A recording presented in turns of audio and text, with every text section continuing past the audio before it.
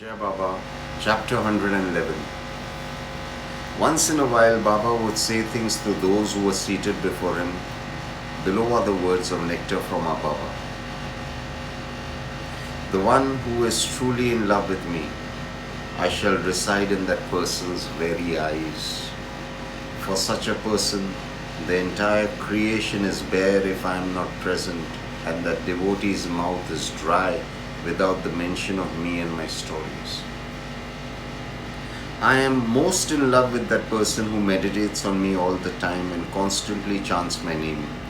Wherever the person may be, all he or she does is continuously keep singing my praises. I am most in love with that person. The person who is so entwined in me that he or she forgets everything else but me, in that person there is only the need to worship and to serve me. With that person I reside constantly. The one who has truly surrendered to me and my will and who is in constant remembrance of me, I am under the person's debt, and I shall repay that person by making the person cross the ocean of Maya as well as the cycle of life and death. I am at the command of the one who is in constant remembrance of me and who does not eat or drink anything without first offering the food and drink to me. I am constantly with the person who truly hungers for me and whose thirst is only quenched by my thoughts. I in reality act according to what that person wants out of me. The one who is beyond all relationships but sees me in all relationships and only hankers for me, I reside with that one. Just like rivers merge themselves into the vast ocean and immerse their identity with the ocean, similarly those who are in constant remembrance of me shall merge with me, and there shall cease to be any duality and only oneness shall prevail. The one who lives without ego and who has completely surrendered to me, the one who dwells in your very heart, will immediately be rid of all ignorance and attachments, and shall not need to be immersed in spiritual scriptures anymore, as that one shall be with me. Those who stop identifying with their bodies, which leads to various emotional, mental, physical suffering, and thus get caught up in the false sense of right and wrong based on society, they are far away from self-realization. But those who only identify with me and the oneness within us all, with them I reside constantly. Never doubt where I reside now or how I will meet you. I dwell within your heart and am with you always, and thus can meet you all the time. Just remember me all the time. Once somebody asked Baba, how shall I recognize you? Who dwells in my heart? Baba replied, listen carefully as to who dwells in your heart and to whom you should be in constant surrender.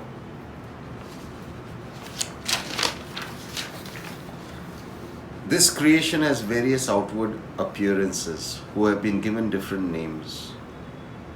There are varied forms of Maya. The true spirit within is beyond shape and size and is the dweller in your heart.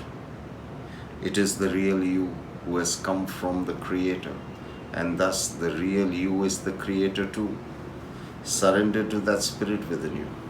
When you see yourself and me as one, and then you will see me in all beings, soon you shall realize that nothing exists beyond me, nothing exists beyond your Goddess God Guru. The more you identify with me, with everything, internal and external, you shall soon dwell in the state of complete oneness. Automatically you shall be in meditation of the universal oneness all the time and shall thus inevitably become pure. The person who is thus firmly rooted in the self then has no need for even experiencing the state of samadhi. Baba, what is it that you truly dislike? Asked another devotee. When you speak rudely to somebody, no matter what the provocation, it hurts me deeply, and those caustic words pierce my very heart.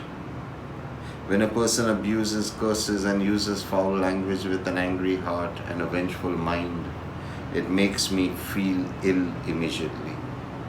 The one who calmly and patiently goes through strife and a volley of bad words pleases me completely. Most of the devotees who prostrated at the feet of Baba were not researchers and scholars, but simple folk, trying to keep the body and soul together. Not many people recorded what Baba spoke so freely to those who were present in front of him daily. Most of the people who were trying to record Baba's life mainly focused on his miracles rather than the gems that came forth from his mouth. We should always be eternally grateful to Baba that he gave Hemant Pant the blessing and the opportunity to officially write his life story. We shall also be in great debt to Hemant Pant for penning the Sri Sai Satcharitra, this Bible on Baba Sai. Peace be to all. May we make Baba happy and proud of us each moment of our existence till eternity and beyond the beyond. Jai Sai.